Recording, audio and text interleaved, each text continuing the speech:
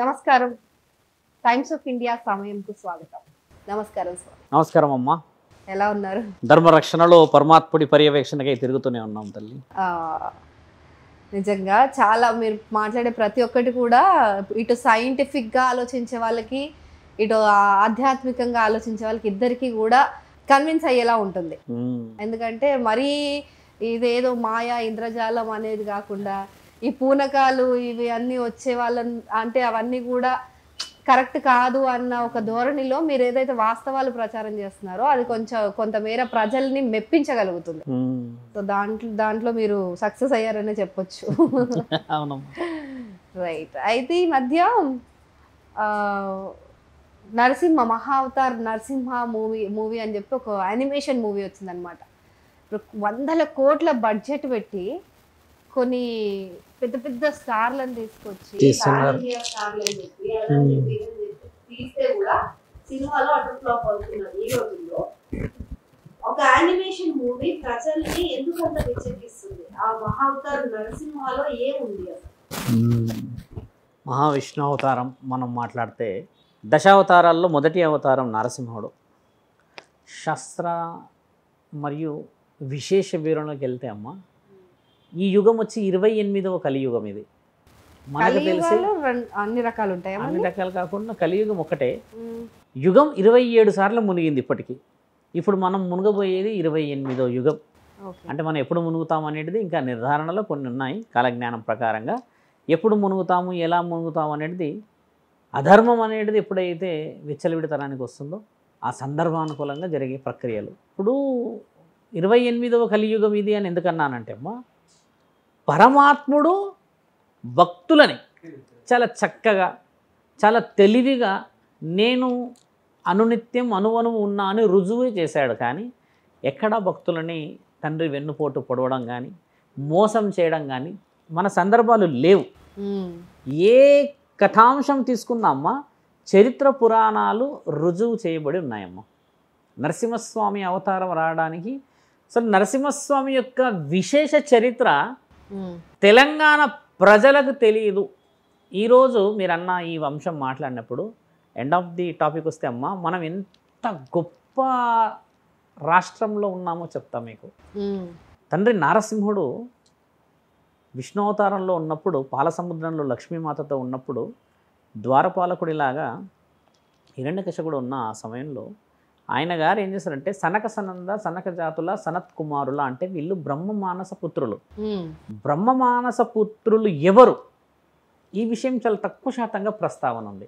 బ్రహ్మమానస పుత్రులని ఇప్పుడు చాలామంది మన వాళ్ళు సనాతన ధర్మాన్ని కాపాడుతామని అంటారు కదా తల్లి. ఈ సనాతన ధర్మ కార్యక్రమానికి పుత్రులు వాళ్ళు. ఈ సనాతన ధర్మం అనేది బ్రహ్మమానస పుత్రుల ద్వారానే ప్రజల్లోకి చేరుతుంది. అంటే సనాతన ధర్మం అనేది ఉదాహరణకి మీరు చెప్పారనుకోండి, మీ పక్కలకి సనక సనంద సనక జాతుల సనత కుమారులు వస్తారు. వచ్చి ఓహో ఈయన ధర్మం వైపు ఉన్నాడు కాబట్టి ఈయన గారికి మేము ఈ విధముగా సహకరించాలి, ఈ విధంగా ధైర్యాన్ని ఇవ్వాలి అని చెప్పేసి వాళ్ళు ఊరూరా తిరిగి ప్రచారం చేసేవాళ్ళు గత యుగాల క్రితం. ఇవి వివరించబడింది. అలాగా ఒక సంధ్యా సమయంలో తండ్రిని కలవడానికి వాళ్ళు వచ్చినప్పుడు, సనక సనంద అనేది కూడా విషయం ఏంటంటే అమ్మ, మహా ఋషివర్యులు వాళ్ళంతా మహాయోగ సాధకులు, సిద్ధపురుషులు, సత్పురుషులు.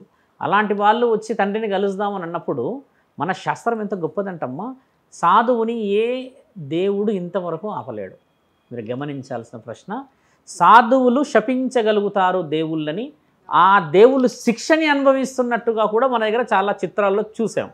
అలా ఎన్నో ఎన్నో ఎన్నో ఎన్నో ఆధారాలు ఉన్నాయి. అలా ఉన్న దాంట్లో ఏంటంటమ్మా, సాధువు ఏ దేవుడినైనా కలవచ్చు. మీరు అన్నట్టుగా ఏ సందర్భమైనా సరే ఆయన పిలుచుకోగలడు, మాట్లాడుకోగలడు అని అంటే ఆయనకి ఎందుకు ఆ విలువ ఉందో తెలియాలి. ఈరోజు ఇంత జుట్టు కట్టుకున్నాం, త్రిశూలం పట్టుకొని కాషాయం వేసుకొని తిరుగుతున్న ప్రతి సాధువులకి గౌరవం ఎందుకు ఇవ్వాలంటున్నాం అంటే అమ్మ, ఈ సాధువుల వల్లనే ధర్మ ప్రచారం జరుగుతుంది.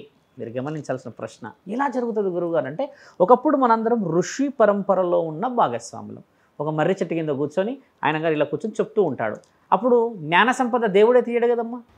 దేవుణ్ణి గెలిచిన పురాణ ఇతిహాస గాథలను చదివిన ఈ మహానీయుడు దేవుడిని కూడా రప్పించగలడు. కాబట్టి దేవుడు మొట్టమొదట వెలివిస్తాడు. అంటే ఎంతమంది జ్ఞానం దేవుడి గురించి చెప్తున్నాడు. మరి దేవుడే వచ్చి చెప్తే కూడా ఈయనని ఈ లోకంలో గురువుల యొక్క విలువ గొప్పదని అందుకే చెప్తారు. ఆ గురువు ఎంతమందిని మారుస్తాడు తల్లి? ఒక గురువు ఒక పాఠం చెప్తే 60 మందిలో 60 మంది విని తీరాల్సిందే.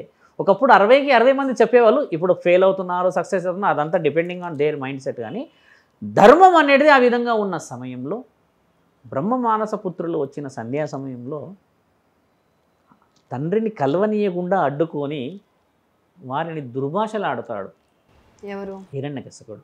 ఆయన గారు ఎలా అంటాడంటే, అమ్మ నన్నే కలవాలి, నాతోనే మాట్లాడాలి, తండ్రి ఇప్పుడు వేరే సమయంలో ఉన్నారు, వేరే విషయంలో ఉన్నాడు అని చెప్పినప్పుడు వీళ్ళకి నచ్చదు. మీరు ఎక్కడైనా గమనించండి, సాధువులకి చాలా కోపం ఎక్కువ ఉంటుంది. ఎక్కడైనా గమనించి చూడండి, సాధువు నోటి నుంచి ఒక మాట చెడుగా రాకూడదు అని చెప్పేసి చాలామంది చాలా జాగ్రత్తలు పడతారు. ఎందుకు ఉంటుంది? సాధువులు అంటే శాంతంగా ఉండాలి. శాంతంగా ఉండడం కాదమ్మా, ఇక్కడ ఏం జరుగుతుందంటే సాధువులు శాంతంగా ధర్మం వైపు, నీతి నిజాయితీ వైపే ఉండాలి. ఏది పడితే అది జరిగేసేసి దాన్ని చూసుకుంటూ సాధువులు కూర్చుంటే అది సాధు లక్షణం కాదు. ఇప్పుడు వివరణ కూడా కొంతమంది పీఠాధిపతులు, మఠాధిపతులు, లేకపోతే కొన్ని మఠాలను నడిపేవాళ్ళు, పురోహితులు, వీళ్ళందరూ కూర్చుంటారు. వీళ్ళకి శాంతంగా కూర్చునే అవసరం ఉంది. సాధువులు ధర్మ ప్రచారం ఊరూరా చేస్తారు. ఊరూరా చేసినప్పుడు వాళ్ళకి ధర్మం కనబడితే దేవాది దేవతలను పిలిచి ఆ ప్రాంతం అంతా సుభిక్షత ఇవ్వగలుగుతారు. అక్కడనే ఎవరన్నా అడ్డుకుంటే మరి ఖచ్చితంగా అక్కడ ఖండించాల్సినదే కదా. ఆ ఖండించాల్సినప్పుడు మరి ఈయన కోపంగా, ఉద్రేకంగానో లేకపోతే నిర్ణయాలు చెప్పకపోతే ఈ సాధువును కూడా అందులోనే గుంపులో గోవింద చేయగలుగుతారా లేదా అధర్మ ప్రచారకులు? కాబట్టి సాధువు లక్షణం ఏంటంటే పరమాత్ముడిని వీళ్ళు నేరుగా వివరణ తీసుకోగలుగుతారు. కాబట్టి ఆ హక్కు ఆ నాలికకు ఉంటుంది, ఆ కంటికి అంతటి శాశ్వతత్వం ఉంటుందమ్మా. ఎందుకు కోపం గురుగారు అంటే సాధువులకి కోపము, సాధువులకి అన్ని విషయాల పరిజ్ఞానం ఉన్నప్పుడే సాధువు అవుతాడు. కాషాయం వేసుకుంటే సాధువులు గారు తల్లి. మన మాట ఒక్కసారి వదిలితే 100 మంది మారుతారు కదా, అది సాధు లక్షణం. అది సాధు లక్షణం వదిలేసి మా దేవుడు గొప్ప, మా పీఠం గొప్ప, మా శాస్త్రం గొప్ప అని అనుకునే దగ్గర దేవుడు ఉన్నాడంటే ఎలా నమ్ముతాం? మానవులు గొప్ప, సాధువు కూడా మనిషి. మానవుడు ఇంకొక మానవుడిని గొప్పతనంలోకి తీసుకెళ్ళడం గొప్ప. నీ గుడిలో దేవత ఉన్నట్టే ఆయన గుండెల్లో కూడా దేవుడిని, ఆ గుండెల్లో కూడా మనిషిని చూడగలిగితేనే ఆ దేవుడు ఈ దేవుడు అందరు కలిస్తే మానవుడు. శివుడు తర్వాత మానవుడు, పేరు ఎంత దగ్గరికి ఉన్న చూడండి, శివుడు మానవుడు, మనుషులు దేవుళ్ళు. అంటే దగ్గరికి లింక్ ఇచ్చింది మనం అర్థం చేసుకోవట్లేదు. చాలామంది చెప్పిన విషయంలో నరసింహస్వామి అవతారం విషయం మీరు అడిగారు కాబట్టి ఆ సినిమా గురించి నేను ఎండింగ్లో చెప్తా. అవతారం ఎలా వచ్చిందో చెప్పుకోవడం ముఖ్యం. సనక సనందలోని అడ్డుకోవడం చేత వారు తీవ్రంగా శపించి ఖచ్చితమైన నిర్ణయాన్ని నీవు పొంది ఈరోజు మమ్మల్ని శ్రీహరిని కలవనీయకుండా ఆపడం చేత నీవు అనుభవిస్తూ కాగా అన్నప్పుడు ఈయన గారు ఎకిలి నవ్వులను అవుతాడు. వెళ్ళండి మీరు వచ్చిందని ఏదో శపిస్తే అయిపోతుందా, నా వెనకాల శ్రీహరి ఉన్నాడు, ఆయన అన్నీ చూసుకుంటాడన్న ఒకంత గర్వము, గౌరవం, యజమాని కదా. తర్వాత తండ్రి అంటాడు, ఎవరు వచ్చారు ఎవరు పోయారు అంటే ఎవరో ఋషువులు వచ్చారు అని ఇట్లా చాలా చిన్న చూపుగా చెప్పడం చేత తండ్రి ఒక్కసారి ఎలాగోన లేచి కూర్చుంటాడు. ఎంత పని చేశారు మీరు, ద్వారపాలకుడిలాగా ఉండి వచ్చిన వాళ్ళు ఎవరా అని తెలుసుకోకుండా బ్రహ్మ మానస పుత్రులను మీరు వెనక్కి పంపించారా? తర్వాత ఏం జరిగింది అని అంటే అనుభవిస్తురుగాక మీరు హరినే కలవనీయలేని మీరు ఖచ్చితంగా ఆ హరి గురించి తప్పించే ఒక పుత్రుడి ద్వారా ఒక యంత్రతంత్ర మంత్రాల నుంచి వచ్చిన ఒక శక్తిని నీకు మరణాన్ని అందించగల సమయం వస్తుంది అని చెప్పి వెళ్ళిపోయారు అని అంటే ఆయన నవ్వుకుంటాడు. తండ్రి అంటాడు, వాళ్ళన్న మాట వెనక్కి తిరగడానికి రాదన్న తర్వాత తండ్రి వాళ్ళకు ఒక సమయం చెప్తాడు, నీకు 3 అవకాశాలు ఉంటాయి, నువ్వు రాక్షస తత్వం మొత్తం అనుభవించక తప్పదు వాళ్ళు చెప్పిన తర్వాత. లేదు కుదరదు అని అంటే నీకు 3 సార్లు రాక్షస తత్వాన్ని అనుభవించే జన్మలను ప్రసాదించగలనంటే ఆయనకి కూడా శ్రీహరి అంటేనే ఇష్టం. ఈ హిరణ్యకశిపుకు కూడా తండ్రి అంటేనే ఇష్టం ఉంటుంది అప్పటికి. ఎందుకంటే ఈయన అవతారం ఎత్తక ముందు విషయం కదా ఇదంతా.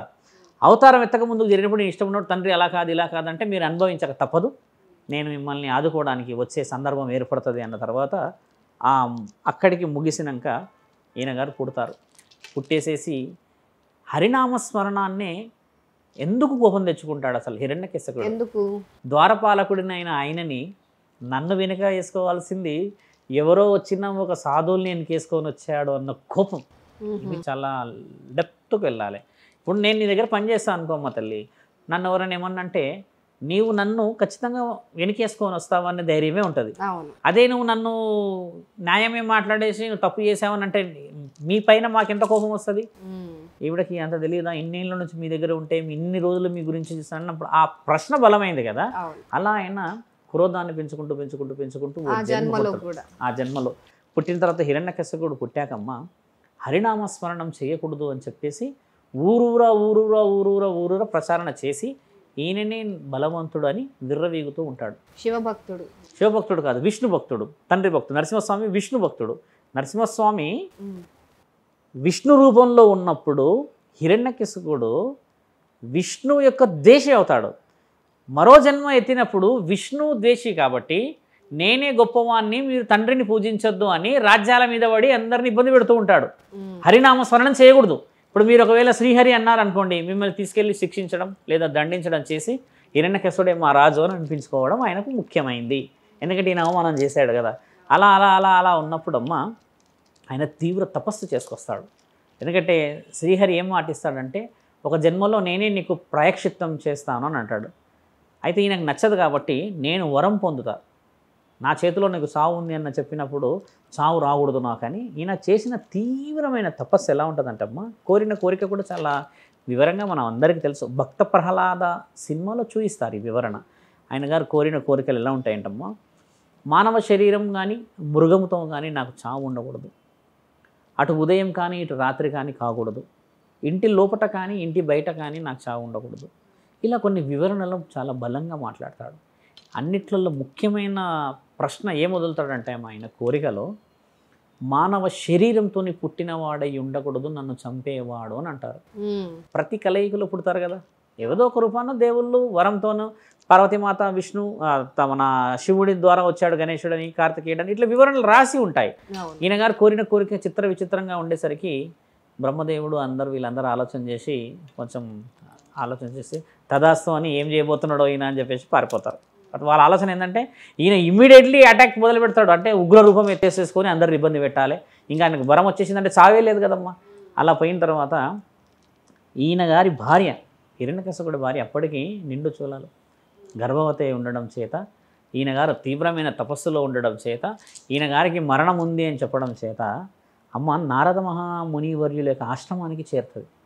చేరి అక్కడ నారద మహామునివర్యులు ఏం చేస్తారంటే అమ్మ, తెలివిగా పోవాల్సిన ప్రశ్న, ఈ పుట్టబోయే కొడుకు కారణజన్ముడు ప్రహ్లాదుడు ఖచ్చితంగా తండ్రిని మెచ్చినవాడు, అంటే ఎవరిని, విష్ణు మహానీయుడిని. కాబట్టి ఈయన గారికి జ్ఞానబోధన చేయాలి అని చెప్పినప్పుడు ఈవిడ ఏం చేస్తుందంటే అమ్మ, గర్భవతి అక్కడ కూర్చున్నప్పుడు నారద మునివరులు అవి ఇవి చెప్తూ ఉంటారు, మంచి మర్యాదలు, శాస్త్రం ఎలా ఉంది, దేవుళ్ళ గొప్పతనం ఏంది, ఒక గర్భవతి ఏం జాగ్రత్తలు పడాలి అని కూర్చొని చెప్తూ ఉన్నప్పుడు ఆవిడ అలా నిద్రలకు జారుకోగానే బిడ్డ కడుపులో నుంచి కొడుతూ ఉంటాడు. ఈయన గారు శ్రీహరి గురించి గొప్పలు చెప్తూ ఉంటాడు. నారద మునివరులు అని అంటూ ఉంటే తండ్రి ఒకసారి వింటాడు. విన్నాక మీరు పుట్టిన తర్వాత కూడా శ్రీహరి నామాన్ని గొప్పగా ఎల్ల లోకాలకి చాటాలి, ఆయన లేనిది ఈ జన్మ లేదు, ఆయన గారి వల్ల ఎన్నో గొప్ప పనులు మీరు చేయాలి అని ఇట్లా చెప్తూ వస్తుంటే సరే అని అన్న సమయానికి అప్పటికి ఈయన గారి వరం పొందుతాడు. వరం పొందేసేసి ఈయన గారు రాజ్యానికి వస్తూ ఉంటే ఇట్లా నారద మహామునివరుల ఆశ్రమంలో ఉంది అని తెలుసుకున్న తర్వాత ఇద్దరు కలుసుకొని వెళ్ళేసి చిన్న పాప కొడుకు పుట్టగానే ఆ కొడుకుని ఆనందంగా తీసుకున్న తర్వాత ఆయన గారిని తీసుకెళ్ళి ఏం చేస్తారంటే హరినామస్మరణం ఒక్కటే వదిలిపెట్టి నువ్వు ఏదైనా చేసుకోని హక్కులు ఇస్తారు. ఈయన గారు చేసేది ఏంటంటే ఎలా పెరుగుతూ ఉంటాడో అలా శ్రీహరిని తలుస్తూ ఉంటాడు. అంటే నారాయణని తలుస్తూ ఉంటే ఆ నోట ఈ నోట ఈయన గారేం చేస్తారంటే ఈ నా కొడుకే నా కడుపుల్లో ఈ విధంగా ఆయుధమైతే ఖచ్చితంగా నాకు ప్రమాదం, కాబట్టి ఈయనని ఖచ్చితంగా అడ్డు తొలగించాలన్న నిర్ణయంతో ఏం చేస్తారంటే అమ్మ, ఆయనకు శిక్షలు అమలు చేసే విధంగా కొన్ని పరీక్షలు పెడతాడు. అన్ని పరీక్షలలో ఒకసారి కొండ మీద నుంచి పడేస్తే నడుచుకుంటూ వస్తాడు, పాముల ద్వారా కాటేయిస్తే విషం సొంత కొడుకునే, ఎందుకంటే హరి అనే నామస్మరణం చేయకూడదని పగ. అలా ఉన్నప్పుడు ఏం చేస్తాడంటే కుదరదు అని చెప్పి వేద పాఠశాలలో వేసి ఈయన తండ్రి గొప్పవాడు అని చెప్పమని చెప్తాడమ్మా. అక్కడ వేద పాఠశాలలో ఏం చేస్తాడంటే శ్రీహరి గొప్పవాడని అందరినీ మారుస్తాడు.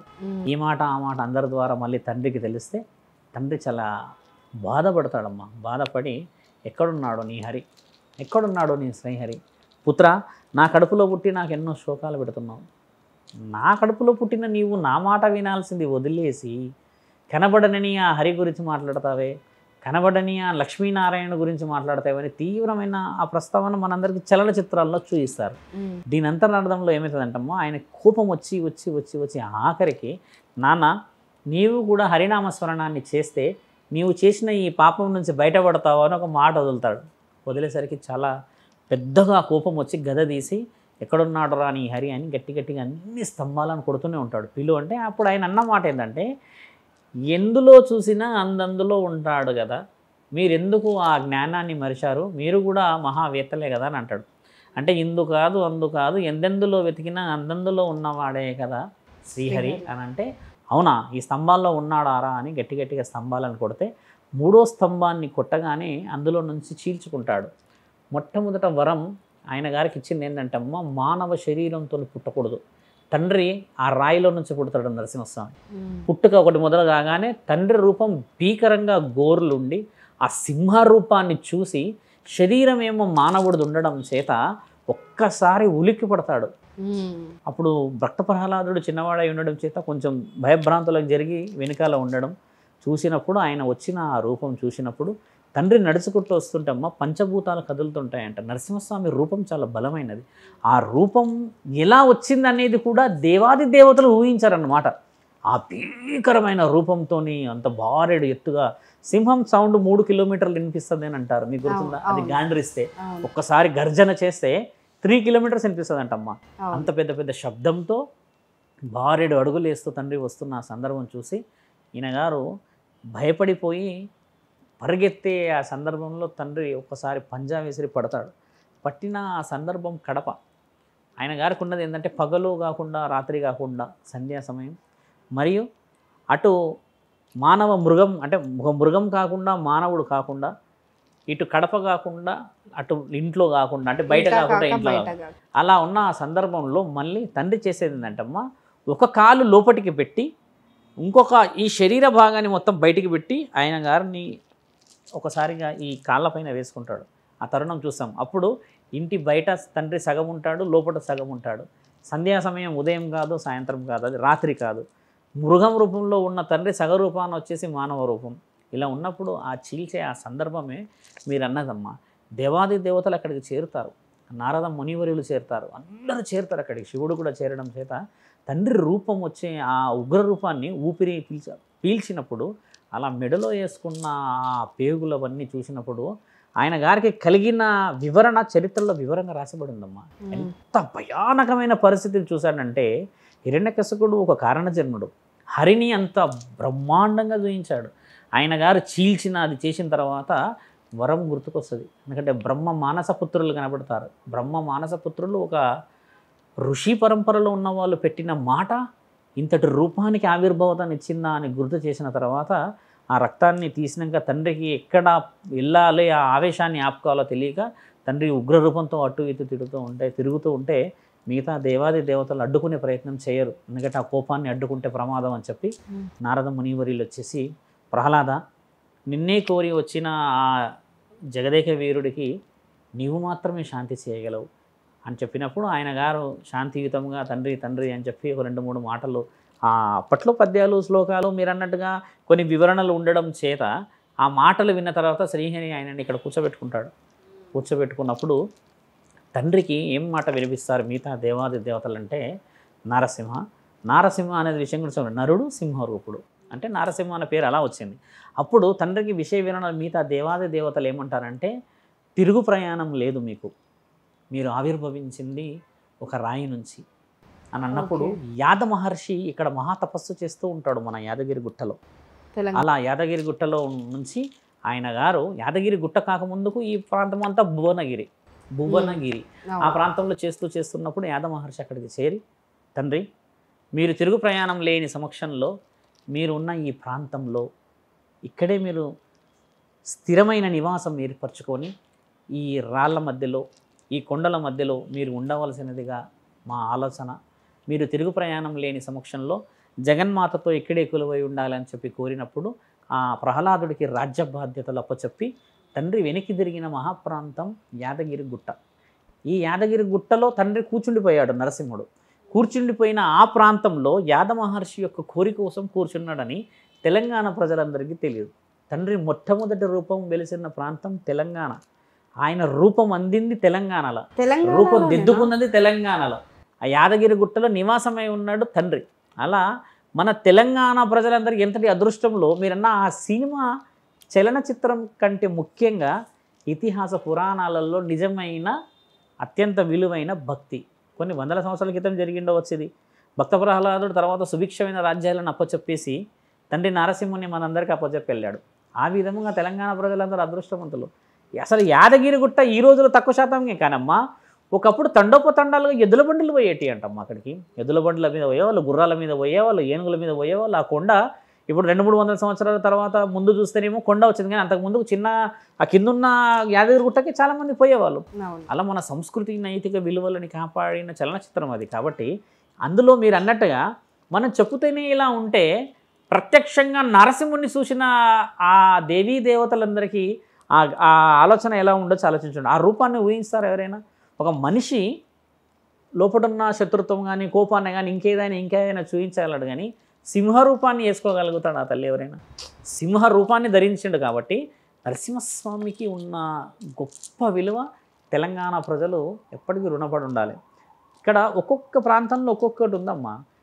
దశ అవతారాలలో 7 అవతారాలు మన ఏపీ తెలంగాణలోనే తండ్రి పుట్టాడు. ఇది వివరణ ఉంది. గతంలో హైందవ శంకారాంలో అయినప్పుడు కూడా ఒక స్వామి చెప్పారు, 7 అవతారాలు మన ఏపీ తెలంగాణలో ఉన్నాయి తండ్రి గారి. అవునా? ఇప్పుడు శివుడు మళ్ళీ ఎక్కడ పుట్టలేడమ్మా. బ్రహ్మ ఎక్కడ పుట్టేది మాత్రం కారణజన్ముడు మహావిష్ణువు, అవతార పురుషుడే. ఆయన గారికి ఇచ్చిన మహాప్రక్రియ ఏంటంటే భూమండలం ఎప్పుడైతే మునుగుతూ ఉంటుందో అప్పుడు ఈయన గారు వచ్చేసి మళ్ళీ పునరుద్ధరణ చేయడం. ఇప్పుడు ఈ అవతారం కూడా కల్కి అవతారం ముగుస్తుందని మనం చూసాం కదా. నరసింహస్వామి యొక్క వివరణ లక్షల కోట్లు పెట్టి మనుషుల యొక్క చలనాన్ని కదిలియకపోతే అది చలనచిత్రం కాదు. ఇప్పుడు అక్కడ భక్త ప్రహ్లాదుడి యొక్క యానిమేషన్ మూవీయే మనుషుల యొక్క మనసుని కదిలించింది కదమ్మా.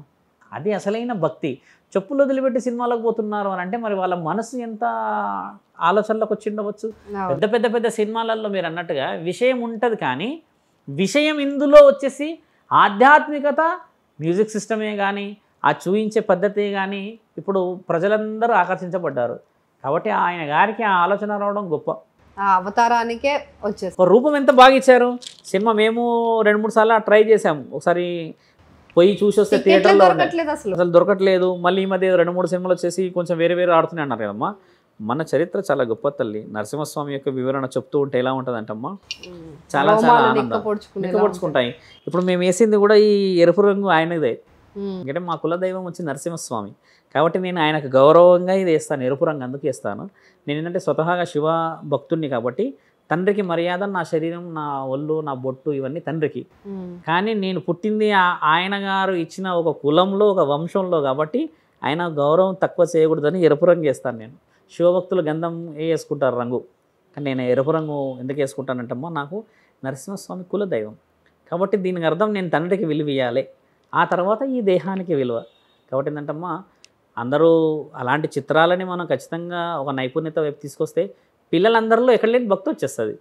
యానిమేషన్ వల్లనే భక్తులు 20-25 సంవత్సరాల వరకు గుర్తుండిపోతాయమ్మా ఆ సినిమాలు. అంతేగాని మీరు అన్నట్టుగా ఇంకేదో స్వామి అని అంటే అది చూసేవాళ్ళు కూడా ఉన్నారు, లేరని కాదు. అలాంటి చిత్రాలు వాళ్ళు తీయాలి. ఇంకా ఎన్నో ఉన్నాయి. ఇంకా తండ్రిది ఒక అవతారమే చూసాం. ఇంకా శివుడు చేసిన రాక్షస సంహారణము చూడలేదు మనం ఇక్కడ. బ్రహ్మ మానస పుత్రుల చరిత్ర చూడలేదు ఇంకా ఇక్కడ మనము. తండ్రి పరశురామ అవతారం ఇంకా చూడలేదు మనము. వారాహ అవతారము చూడలేదు మనము. ఇంకా అసలు సిసలైనది కల్కి భగవానుడు ఎక్కడి నుంచి ఉద్భవిస్తాడో ఎవరికి తెలియదు. వాళ్ళు ఊరికే ఉద్భవిస్తారు ఆ తల్లి ఎక్కడో ఒక మూల నుంచి కల్కి భగవానుడి అవతారం చూడమ్మా. కలియుగ అంతరార్థంలో 2 కారణ జన్మలు కడుపులో శంబాల అనే నగరంలో పుడతాడు అనేది ముమ్మాటికి నిజం రాయబడింది, కాశీ క్షేత్రంలో రాయబడింది. ఆయన పుట్టుడే రాక్షస సంహారణ చేయడానికి పుడతాడు. అప్పుడు కలిపురుషుడిని చంపడానికి, కలిపురుషుడు ప్రత్యక్షంగా ఉంటాడంటప్పటికీ. ఆయన గారిని చంపడానికి పుట్టి ఏ తల్లిదండ్రులకైతే కడుపులో పుడతాడమ్మా వాళ్ళ వల్ల మళ్ళీ ఒక యుగం మొదలవుతుంది. అప్పుడు మళ్ళీ 29వ కలియుగంలోకి వస్తాం మనం. అలా యుగం ముగుస్తుంది. మీరు అన్నట్టుగా సినిమాల్లో చూయించిన దానికంటే ఎక్కువ జరగబోయేది చెప్తాడు అతలని పరమాత్ముడు. నరసింహస్వామి ఎలా వచ్చాడనేది ఊహకు అందని ఆలోచన. కాబట్టి కల్కి భగవానుడు ఆ విధముగా కాకుండా ఆయన వచ్చే పద్ధతి భవిష్యత్తు ప్రణాళిక. కాబట్టి అది ఇంకా చాలా సంవత్సరాలు ఉన్నాయి. ఇప్పుడిప్పుడే కదా కలియుగం పండుతుంది, ఇంకా చాలా పండాలేదు. ఇంకా చిన్న చిన్న విషయాలు. అప్పుడు పురుషుడి వయసు 18 ఏళ్ళే ఉంటుందంట. ఆలోచించండి, పురుషుడి వయస్సు రాను రాను తగ్గుతుంది. ఇది కాలజ్ఞానం. లైఫ్ టైం 18 ఇయర్సే పురుషుడిది. ఇది కాలజ్ఞానంలో రాయబడింది. పోతులూరి వీర బ్రహ్మేంద్ర స్వామి 16వ శతాబ్దంలో రాసిపెట్టాడు. పురుషుడు రాను రాను 18 సంవత్సరాలే బతుకుతాడు. అప్పటికి ఆ లైఫ్ స్పాన్, ఆ డిస్కషన్స్, ఆ ఫుడ్ హ్యాబిట్స్ ఇవన్నీ వేరేలాగా ఉంటాయి. అప్పటికి హెలికాప్టర్స్ గాలిలో తిరుగుతాయి, ఇంటింటి ముందు హెలికాప్టర్సే ఉంటాయి అని కూడా వివరణ ఉంది. అంటే దీని విషయాలు ఎన్నో ఉన్నాయంటే ఎప్పుడో జరిగింది, ఎలా రాసిపెట్టారు, మరి ఎంత జ్ఞానం. 3000 సంవత్సరాల తర్వాత వచ్చే, ఇప్పుడు ఇంకొక 1000 సంవత్సరాల తర్వాత వచ్చే సినిమా అది. మీరు అన్న కలికి వచ్చింది చూడండి అమ్మా, అది ఇప్పటిది సినిమా కాదు, రానున్న జనరేషన్స్ ఆలోచించాడు. అవును. కాబట్టి అది 1000 సంవత్సరాల తర్వాత జరగబోయేది. కానీ 1000 సంవత్సరాల తర్వాత అసలు మనం ఉంటాము? మనం పుడతాము, చేస్తాము, ఎక్కడ పోతారు, ఎలా ఉంటారు అనేది అది పరమాత్ముడి ఆజ్ఞ. కల్కి భగవానుడు రావాలి, మళ్ళీ కలియుగంలో మనందరం మళ్ళీ పాపాలని పరీక్షితం చేసుకొని పుట్టాలి. కొత్త మనుషులు పుట్టరు తల్లి. ఇది వివరణ మళ్ళీ అంటే ప్రేక్షకులకి అందరికీ తెలియాలి. ఇదే మహాభారతంలో మనందరం ఉంటాం, గుర్తుపెట్టుకోండి. ఇదే రామాయణంలో మనం అందరం ఉంటాం, ఇదే సత్యయుగంలో మనం అందరం ఉంటాం. మనందరితోనే మళ్ళీ యుగం మొదలవుతుంది. కాకపోతే సత్యయుగంలో ఉండవలసిన వాళ్ళందరూ సత్పురుష ప్రభావం ఉన్నవాళ్ళు, గుణగణాలు కలిగిన వాళ్ళు, ధర్మస్థాపన కోసం పాటుపడ్డ వాళ్ళు ఆ జన్మకి అర్హులు. రామాయణం చూడండి, మంచి చెడు రెండు ఉన్నాయి. ఇప్పుడు సేమ్ అదే ఇప్పుడు శ్రీకృష్ణుడు అవతారాలు కూడా అలాగే ఉన్నాయి. కాబట్టి ఆ విధంగా రావాలి. మీరు అన్నట్టు ధర్మస్థాపన ప్రతి యుగంలో జరగాలమ్మా. దీంట్లో నాకు చిన్న సందేహం గురుగారు, ఎప్పుడు ఆత్మకు మరణం లేదు, ఈ శరీరానికి మాత్రమే మరణం కదా. మరి ఆత్మ కేవలం రూపాంతరం మాత్రమే చెందుతుంది. అలాంటప్పుడు మనకి గతంలో చూసుకుంటే జనాభా ఎందుకు అంత తక్కువ ఉంది, ఇప్పుడు ఎందుకు అంత ఎక్కువ ఉంది? మరి ఆత్మలు, కొత్త ఆత్మలు వచ్చాయా, ఎలా? అలాగుండదు. గతంలో మనకు మీరు అన్నట్టుగా ప్రశ్నలో, గతంలో ఇన్ని లక్షల మందే ఉన్నది రుజువు లేదు. కురుక్షేత్రం జరిగింది, మహాయుద్ధం. కురుక్షేత్ర యుద్ధము కురు వంశాన్ని నాశనం చేసింది అనేది ఒకటి ఉంది కదా. దుశ్శాల పేరు విన్నారా మీరు? ఆ కౌరవులందరి యొక్క చెల్లి ఆవిడ. 100 మంది కౌరవులు, 5 మంది పాండవులు, శ్రీకృష్ణ పరమాత్ముడు ఉన్నాడు. వీళ్ళకి జరగలేదు యుద్ధం. చుట్టుపక్కల కోట్ల మంది ప్రజలు ఉన్నారు, యుద్ధం మొత్తం జరిగింది. అలా రామాయణం కూడా కేవలం రాముడికి రావణాసుడికి జరగలే తల్లి, లక్షల మందితో జరిగింది. అది మనం ముఖ్యమైన పాత్రలే మాట్లాడుతున్నాం దేవుడి గురించి కదా. ఇప్పుడు ఇంతమంది వచ్చారా స్వామి అనడానికి ఉండదు. ఒకసారి భూమి ఆవిర్భావం అయినప్పుడు సంధ్యాదేవి పేరు వినిండవచ్చు, మీరు బహుశా వినకపోవచ్చు. సంధ్యా సమయం అంటే వింటారు. మన భూమి ఆవిర్భావానికి ముఖ్యమైన కారకురాలు సంధ్యాదేవి. భూమి మీద మొట్టమొదట పుట్టిన స్త్రీ సంధ్య. ఆవిడ బ్రహ్మ యొక్క సృష్టి. పురుషులే పెద్దవాళ్ళు ఎందుకు అయ్యారంటే మొదట పురుషుడు పుట్టాడు. అందుకే ఇప్పటికీ పురుషులు పెద్దవాళ్ళు అయ్యి స్త్రీ చిన్నవాళ్ళు అయి ఉండాలి. కాబట్టి స్త్రీని పెద్దవాళ్ళే చేసుకుంటారు. బ్రహ్మ ఏం చేస్తాడంటమ్మా, సంధ్యాదేవిని సృష్టించాడు. దేనికి సృష్టించాడంటే పురుషులు అయిపోయారు, స్త్రీలు లేరు, స్త్రీలను సృష్టించాం. స్త్రీ ఉత్పత్తి కావాలి అంటే కుటుంబాలు పెరగాలి. కలియుగమైన ఏ యుగమైనా ముందు ముందు అన్ని యుగాలు పెరుగుతూ రావాలి కదమ్మా. ఆవిర్భావం పెరగాలి, మనుషుల యొక్క జనాభా పెరగాలి అని అన్నప్పుడు ఈ సంధ్యాదేవి ఏమవుతుందంటమ్మా, చాలా పవిత్రంగా ఉంటుంది. పవిత్రంగా ఉండి ఆవిడని సృష్టించడం చేత ఆవిడ రావుడ తపస్సుతో వచ్చి కూర్చుంటుంది. ఈవిడకి కూడా చలనం ఉండదు, కోరిక ఉండదు. జనరల్గా ఏంటంటే స్త్రీకి పురుషుడికి మధ్యలో ఏదో ఒక ఆకర్షణ ఏర్పడాలి కదా, వారి శారీరకంగా కలిస్తేనే కదా ఉత్పత్తి జరిగేది. అంటే అలా జరగకుండా ఆవిడ కళ్ళు కూడా తెరవదు, తపస్సులో కూర్చొని ఉంటే బ్రహ్మకి ఇదెక్కడి గోల, ఈవిడ పుట్టించే ఏదైనా చేద్దామంటే ఈవిడ కనీసం చూడట్లేదు అని బ్రహ్మ చేసిన మహాజ్ఞానం ఏంటంటే మన్మధుడిని పిలుస్తాడు. పిలిచి, మన్మథ 5 బాణాలు ఇస్తున్నాము, 5 చోట్లలో వేసి నీవు కామాన్ని ప్రేరేపించు. దాని ద్వారా సంధ్యాదేవికి కూడా కామం మీద ఆలోచన వస్తే మోహించిన తర్వాత జనాభా అభివృద్ధికి తోడ్పడుతుంది అని అన్నప్పుడు ఈయనగారు ఏం చేస్తారంటే ఉండకుండా మన్మధుడు మొట్టమొదటి బాణం బ్రహ్మిచ్చింది పనిచేస్తలేదని బ్రహ్మలోకం మీద వదులుతాడు. ఇంకా బ్రహ్మ సృష్టించిన ఆ స్త్రీ మీదనే కామం వచ్చేస్తుంది ఆయనకి. అంటే బ్రహ్మ వయసరీత్యా, బ్రహ్మ అనుభవరీత్యా ఆవిడని ఆ విధంగా చూడకూడదు. కానీ బ్రహ్మకు కూడా కోరికలు మొదలు కావడం, ఈయన మిగతా 5 బాణాలు మిగతా ప్రాంతాల్లో వేయడం చేత ప్రతి ఒక్క పురుషుడు ఆవిడని చూస్తూ ఉంటారు, కామంతో మోహిస్తూ ఉంటారు. ఆవిడ చూసే ఆ పద్ధతి తట్టుకోలేక నా శరీరం ఈ విధంగా అయిపోయింది, నన్ను మోహిస్తున్నారు, నన్ను చూసి ఆశపడుతున్నారు, కాబట్టి నాకు ఈ శరీరం అవసరం లేదు. నేను కళ్ళు తెరిచి ఎవరినైతే ఇష్టపడతానో ఆ పురుషుడే నన్ను మోహించాలి అంటే స్త్రీకి ఇష్టమైన వాడితోనే కలయిక. ఎవరైనా సరే మన దగ్గర ఇప్పటికీ అదే రాసింది కదా, ఇష్టమైన వాడిని పెళ్లి చేసుకోవాలి. అయిష్టంగా పోయి ఇప్పుడు వాళ్ళందరూ చూసినప్పుడు ఆవిడకి ఇష్టమైతే లేదు కదా, అప్పుడు ఆవిడ ఏమనుకుంటుంది అంటే నా శరీరాన్ని కాల్చేసుకుంటా, నన్ను ఇంతమంది చూసి ఇన్ని విధాలుగా ఊహించుకుంటే నాకు తట్టుకోవడం కష్టం అని చెప్పి ఆవిడ అగ్నిదేవుని పిలిచి శరీరాన్ని కాల్చుకుంటుంటే అప్పుడు బ్రహ్మ తెలిసిన ఆ తప్పును తెలుసుకొని మహాశివుడిని పిలుస్తాడు. తండ్రి ఈ విధంగా ఆవిడ కాలిపోతే మరి ఎలా అంటే తండ్రి ఏమంటాడంటే శివనామ పంచాక్షరి మంత్రాన్ని ఆవిడ యొక్క చెవిలో చెప్పండి, కాలేలోపు ఆవిడ కళ్ళు తెరుస్తుంది అని అంటాడు. మరి ఎవరు చెప్పాలి, వెళ్ళి కాలుతున్న దగ్గరికి వెళ్ళాలి ఎవరు? ఈవిడ కోరిక ఏమున్నది, శివుని కోరుతుంది, తండ్రి నేను కాలిపోయే లోపు నేను 100 మంది పురుషులని కనాలి భూమి ఆవిర్భావానికి, నేను మొదట ఎవరినైతే చూయిస్తానో ఆయనని నేను పెళ్లి చేసుకోవాలి, ఆయన నన్ను మోహించాలి, నేను ఆయనను మోహించాలి అంటే తండ్రి తదాస్తు అని అంటాడు. అన్న తర్వాత ఇటు చూసి అటు చూసి అటు చూసి ఇటు చూసిన తర్వాత అమ్మ మన దగ్గర ఇది రాయబడింది కూడా, సప్తఋషుల పేర్లు మీరు ఎండవచ్చు. తండ్రి ఏం చేస్తాడంటే ఒక మహానీయుని పిలుస్తాడు, పిలిచి ఆవిడకి వెళ్ళి చెప్పండి అని అంటే నారద మహామునివులు హడావిడిగా అటు ఇటు తిరిగేసి వశిష్ఠ మహామునివరుల్ని పోయి చెప్తారు. అప్పటికైనా తపస్సు చేస్తుంటారు, అక్కడ తపస్సు చేస్తుంటే నారద మహామునివులు వెళ్ళి వశిష్ఠ మహానీయులు చెప్తారు, ఋషివర్య మీరు వెళ్ళి సంధ్యాదేవి చెవిలో చెప్పవలసిన విషయం అని అన్నప్పుడు ఆయన హఠావుడిగా లేచి వచ్చేసి ఋషివర్యులు వచ్చి ఆవిడ చెవుల పంచాక్షరి మంత్రాన్ని చెప్తాడు. చెప్పగానే ఆవిడకు ఒక్కసారి కోరిక మొదలై కళ్ళు తెరిచే వారికి వశిష్ఠ మహానీయులు కనబడతారు. కనబడేసరికి ఆయనను మోహిస్తుంది, కానీ శరీరం కాలిపోతూ ఉంటుంది. ఇప్పుడు ఎలా మరి ఎనికి తగ్గేది లేదు, మళ్ళీ పుట్టాలా మళ్ళీ జన్మించాలా, ఈయన గారే ఇష్టంగా కనబడతాడు, ఈయన గారిని మోహిస్తుంది. అప్పటికి ఆవిడ కాలిపోవడం చేత అప్పుడు వశిష్ఠ మహానీయులు తర్వాత తండ్రి ఇచ్చిన మాట, మరో యుగంలో మీరు పుడతారు సత్యవంతుడులాగా సతీ సావిత్రిలాగా అని అంటారు కదమ్మా, వీళ్ళు మళ్ళీ పుడతారు. ఈవిడే అరుంధతి మాత, అరుంధతి నక్షత్రం ఈవిడే, అంతటి పవిత్రరాలు అవ్వడం చేత వీరి జన్మ అలా మొదలవుతుంది. ఇప్పుడు మీరు అడిగిన ప్రశ్న, ఇప్పుడు మీరు అడిగిన లోతైన ప్రశ్నకి ఇది ఎందుకు చెప్తున్నా అంటే అమ్మ ఈ రోజుల్లో ఇంతటి స్పష్టత ఉందా? మీరు అడిగిన ప్రశ్నలో ఒక మనిషి ఆత్మలు ఆవిర్భవతలు అని అంటమ్మా సృష్టి ఆరంభించేసిండు పరమాత్ముడు, కొత్త కొత్త శరీరాలతో పని లేదు, నీవు రుణ బాధ్యతలనే ఉన్నావు. ఇప్పుడు నీది ఈ జన్మ నీది వెరీ ఫ్రెష్ లైఫ్ కాదు, నీకు కొన్ని గుర్తుకొస్తాయి కదా. మీరు ఇందాక మనం ఏం మాట్లాడాం, టెర్రస్ పైకి వెళ్ళినప్పుడు శ్మశాన వాటికి కనబడుతుంది స్వామి అని అన్నాం. అలాగే కొందరికి హిల్ స్టేషన్కి వెళ్ళినప్పుడు భయం అవుతుంది, అంటే అంతకు ముందుకు జన్మలో ఆయన ఆ కొండ ప్రాంతం నుంచి పడడమా లేకపోతే అక్కడి నుంచి చనిపోవడమా ఇంకేదో అవ్వడమా, ఇట్లా కొన్ని సందర్భాలు ఎందుకు గుర్తుకొస్తాయంటమ్మా నువ్వు చదువుకున్నది జ్ఞాపకం కూడా గుర్తుకొస్తుంది. కొందరేమో మామూలుగానే చదువుతారు కానీ దే ఆర్ వెరీ మెచ్యూర్డ్గా కనబడతారు, అట్లా కూడా ఒక ఐక్యూ ఉంటుంది. ఇలాంటిది అంతే ఏంటంటే గత జన్మ యొక్క నిజమైన స్మృతులు. అలా ఉండడానికి రుజువు ఏంది స్వామి అని మీరు అడగవచ్చు యాజ్ యాంకర్గా. అలా ఉన్న ఒకే ఒక శాస్త్రమే సంఖ్యాశాస్త్రం. సంఖ్యాశాస్త్రంతోనే నీ జీవితం ముడిపడి ఉంది, అందులో రాయబడి ఉంది. ఈరోజు సంఖ్యాశాస్త్రం చెప్పేవాళ్ళు లేరు. సంఖ్యాశాస్త్రం చాలా ముఖ్యమైనది, సంఖ్యాశాస్త్రమే చాలా ముఖ్యమైనది. ఎలా లైవ్ ఎగ్జాంపుల్, అహ్మదాబాద్లో ఫ్లైట్ క్రాష్ 12 ఆయనది గుర్తుందా? ఆయన 12 ముఖ్యమంత్రి చనిపోయారన్నారు, సీట్ నెంబర్ 12 అన్నాడు, కార్ నెంబర్ 12 అన్నారు, ఆయన బర్త్డే కూడా June 12 అని అన్నారు, గుర్తుందా? ఇది సంఖ్యాశాస్త్రం.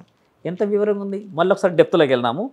11 ఈయన గారు 11 సీట్ పక్కన ఉన్నాడు బతికిండు, ఆయన కానీ హాస్పిటల్లో వేసిన బెడ్ 11, ఆయన డేట్ ఆఫ్ బర్త్ 11. ఇంత లైవ్ ఎగ్జాంపుల్ సంఖ్యాశాస్త్రం. ఓకే, ఇది ఉన్నది రుజువు చేయబడి కాబట్టి క్యాలిక్యులేటెడ్ గా ప్రతిసారి ఇదే రిపీటెడ్ గా జరుగుతుంది, దానికి ముమ్మాటికి రాయబడేదే ఉంది. కాబట్టి ఇప్పుడు ఉన్న మీరు అనుకుంటున్నారు ఇంకా జన్మలో ఇంతమంది సామి అంటారు కదా, ఇట్ ఈస్ అబ్సల్యూట్లీ 25% ఉంది వీఆర్ పాపులేషన్. ఇంకా 75% ఇంకా లైన్లో ఉన్నారు పుట్టడానికి. ఇంకా 25% ఆత్మలు ఇంకా పుట్టాలి. ఇప్పుడు ధర్మం ఎలా స్థాపిస్తారు తల్లి? ఇప్పుడు మీ జనరేషన్ నా జనరేషన్ ఒక almost half of the century దగ్గర ఉన్నాం కదా. నెక్స్ట్ జనరేషన్ వస్తేనే కదా మరి వాళ్ళకి మనం చేసిన ప్రచారం పాటించేవాడు కావాలి కదా. ఒక మూర్ఖుడికి వెళ్ళి నువ్వు చెప్పగలుగుతావా? గత జన్మలో ఏదో బంధం ఉన్నవాడైతేనే వినగలుగుతాడు, ఆయన మారగలుగుతాడు. వశిష్ఠ మహానీయులు అది ఎందుకు చెప్పిన అంటే అమ్మ తల్లి, అది వివరించబడిన సతీ సావిత్రి యొక్క కథ, అది వివరించబడింది మన దగ్గర. అందుకే ఈ రుజువులు చాలా ముఖ్యం. కాబట్టి ఎవరు మళ్ళీ పుట్టరు. పరమాత్ముడు పుట్టించుకునేదల్లా కేవలం కారణ జన్ములని మాత్రమే. ప్రతి జన్మ కారణందే. వీధి కుక్క కూడా కారణంతోనే పుడుతుంది ఆడ. అంత సింపుల్ కుక్క అని తీసేయకూడదు. దానివల్ల లక్షల ప్రాణాలు కాపాడబడతాయి, లక్షల ప్రాణాలు పోబడతాయి, ఎన్నో ఉంటాయి కదా. పరమాత్ముడి లీల చాలా గొప్పది. 108 జన్మ నక్షత్రాలలోనే పుడతారు తల్లి మన వాళ్ళు. 108కు ఉన్న గొప్పతనమే అది. శివుడి అష్టోత్తర నామాలు తీసుకుంటే 108, భూమికి చంద్రుడికి మధ్యలో 108 డిస్టెన్స్. ఎలా రాయబడింది మీరు సంఖ్యాశాస్త్రం మీరు గమనించండి. నేను ఒకరోజు విల్ టాక్ అబౌట్ ఓన్లీ సంఖ్యాశాస్త్రం 1 అవర్ పైన ఉంటుంది. అంటే నేను కుదించుకు చెప్తామా, సంఖ్యాశాస్త్రం తెలిసిన వాళ్ళకి మానవ శరీరం మీద ఆశ ఉండదంట. మీరు గమనించండి. ఎందుకంటే నువ్వు ఏందని తెలిసిపోయినాక నీకు ఏం ఆశ ఉంటుంది చెప్పండి. ఏ రోజు పోతావు అనేది రాయబడింది, నువ్వు ఏ రోజు రావాలో రాయబడింది, నువ్వు ఏం చేయాలో రాయబడింది. ఇక్కడ రాయబడింది ఏంది తెలుసా తల్లి, నీవు అని రుజువు చేసుకోవడమే రాయలేరు. అదే మన దగ్గర ఉన్న గొప్పతనం. అన్నీ రాసిన తర్వాత పరమాత్ముడికి పని ఏముంటుంది. అందుకే పరమాత్ముడు ఇచ్చిన మహాజ్ఞానం ఏం తెలుసా తల్లి, ఇక్కడున్న మనసుని ఇక్కడికి చేర్చడానికి 100 సంవత్సరాలు పడుతుంది. ఇలా చూసినా నీ మనసు కనబడుతుంది, కానీ అలా చూస్తే మనసు కనబడుతుందా? తెలివితో, డబ్బులతో, ఆశతో, అంతస్తుతో, ఇల్లుతో, సంసారంతో, దుఃఖంతో, బాధతో, నరకంతో, శత్రువుల వెన్నుపోటుతో, నమ్మిన వ్యక్తే మనకు పొడిచిన పోటుతో అప్పుడు తెలుసుకుంటావు ఇక్కడున్నావయ్యా పరమాత్మ అని. అంటే కొంచెం తల కిందికి వంచి చూడు బిడ్డ, మనస్సాక్షిలో మనసునై కూర్చొనున్నా, నీ అంతరాత్మలో పరమాత్మనై కూర్చొనున్నా. ఇన్ని సమయాలు పట్టిందా? నీ నోట్లో పండ్లు అయినాక నన్ను హరి అని అంటే నేను ఎక్కడి నుంచి రావాలి? విషయం చాలా గొప్పదమ్మా. అందుకే చిన్న చిన్న పిల్లలు అక్కడక్కడ భగవద్గీత చెప్తే తండ్రే వచ్చాడేమో అని అసలు ఆ గౌరవం గొప్పగా అనిపిస్తుంది. శ్మశాన వాటిక దగ్గర కూర్చున్న వాళ్ళందరూ కారణ జన్మలే. శ్మశానంలోకి పోయే శవం కూడా కారణంతోనే చచ్చింది. కాబట్టి 1,000,000 జన్మల పుణ్యఫలం మానవ శరీరం. రక్తానికి ఉన్న విలువ దేవుడికి లేదంటే మీరు నమ్ముతారా? నమ్మరు. రక్తానికి ఉన్న విలువ దేవుడికి లేదు మన శాస్త్రం. ఇప్పుడు నేను మిమ్మల్ని ఇబ్బంది పెట్టాను అనుకోండి, మీరు ఫీల్ అవుతారు, కొంచెం బాధపడతారు. అదే నీ బిడ్డని ఏదైనా ఇబ్బంది పెట్టాను అనుకోండి, మీరు ఎగబడి నన్ను కొడతారు. సడన్గా దేవుడు వచ్చాడే అనుకోండి, ఈవిడ మా అమ్మ, ఈయన మా అన్న, ఈడ మా అన్న అని చెప్తారనుకోండి, ఈయన దేవుడు వీళ్ళందరినీ సృష్టించారంటే ఈ బిడ్డ దేవుడితో వెళ్ళిపోతుందా? ఎలా నువ్వు వచ్చినావు ఏదో చెప్తున్నావు అని చెప్పి మీ దగ్గరకు వచ్చి నిల్చుంటుంది. దేవుడు ఆత్మబలం, శరీరం రక్తం మాంసపు ముద్దలు. కాబట్టి ఈ విలువలు తెలియలేని నీవు ఆత్మ విలువను ఎలా తెలుసుకోగలవు తల్లి? అందుకే ఆత్మబోధన, సద్గురువుల సాధన, అందుకే సాధువులకి విలువ. అదమ్మా విషయం. సూపర్, చాలా చక్కగా వివరించారు స్వామి. ధన్యవాదాలు. నమస్తే.